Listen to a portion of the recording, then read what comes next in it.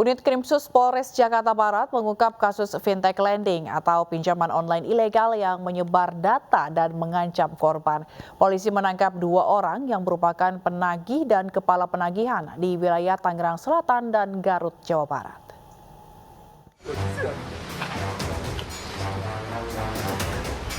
RA dan AH dibekuk polisi saat berada di wilayah Tangerang Selatan, Banten, dan Garut, Jawa Barat.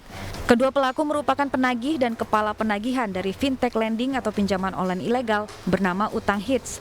Polisi turut mengamankan 2 laptop yang berisi data transaksi dan ancaman kepada para peminjam. Penangkapan berawal dari laporan salah satu korban fintech lending atau pinjol uang hits yang merasa diancam dan identitas dirinya disebar oleh pelaku. Korban mengaku meminjam melalui aplikasi uang hits sebesar 3 juta rupiah, namun yang diberikan hanya 2 juta rupiah. Selama proses pelunasan, korban kerap mendapatkan teror, meski belum jatuh tempo pembayaran. Setelah dilunasi, korban justru kembali diteror dengan dalih belum melunasi peminjaman. Merasa tak meminjam, korban pun mengabaikan hingga akhirnya korban mendapatkan tagihan sebesar 21 juta rupiah. Jadi sebenarnya saya tuh awalnya kan memang saya ada pinjam.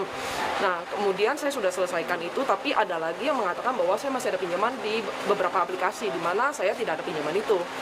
Nah, kemudian data saya sudah jelaskan kan, mereka menagih melalui WA. Terus ada telepon juga. Nah, yang di WA saya dijelaskan, saya bilang saya tidak ada pinjaman. Terus mereka bilang alasan apa segala macam lah. Terus saya diancam data saya mau disebar. Ya, Satreskrim Polres Metro Jakarta Barat berhasil mengamankan 2 tersangka ya terhadap laporan dari korban. Ketika mendekati jatuh tempo, ini dari pihak Desk Collection dengan inisial RA tadi atas perintah dari tim leadernya AH ya. Kalau tidak membayar melunasi, maka ya data-data pribadi akan ya disebarluaskan di kontak yang ada dalam handphone korban tersebut. Kedua pelaku terjerat pasal Undang-Undang Informasi Transaksi Elektronik dengan ancaman hukuman 6 tahun penjara. Dari Jakarta, Miftahul Gani, iNews melaporkan. Aktris Nia Daniati akan menjadi jaminan bagi anaknya yang mengajukan penangguhan penahanan. Anak Nia, Olivia Natania, ditahan polisi karena kasus penipuan rekrutmen CPNS.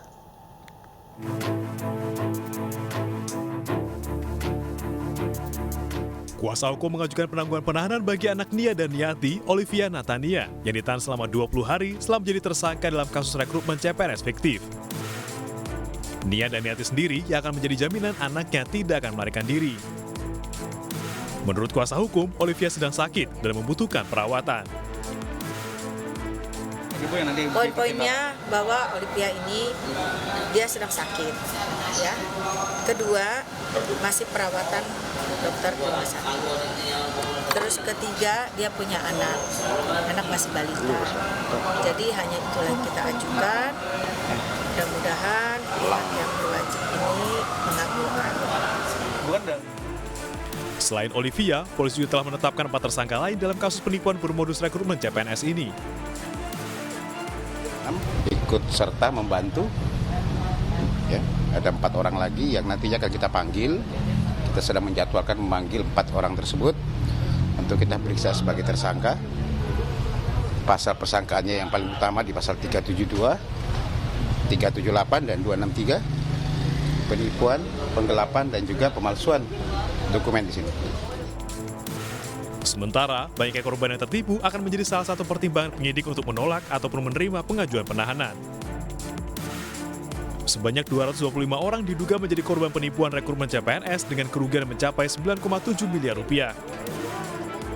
Olivia dan suaminya, Rafli Novianto Tilaar, dilaporkan ke Polda Metro Jaya oleh sejumlah korban. Olivia menawarkan rekrutmen PNS melalui jalur prestasi untuk mengisi kekosongan jabatan dengan memungut biaya sebesar 25 juta hingga 156 juta rupiah. Sementara Olivia membantah menggelar seleksi CPNS fiktif. Ia mengaku hanya menyediakan jasa bimbingan untuk persiapan seleksi. Dari Jakarta, tim liputan iNews melaporkan.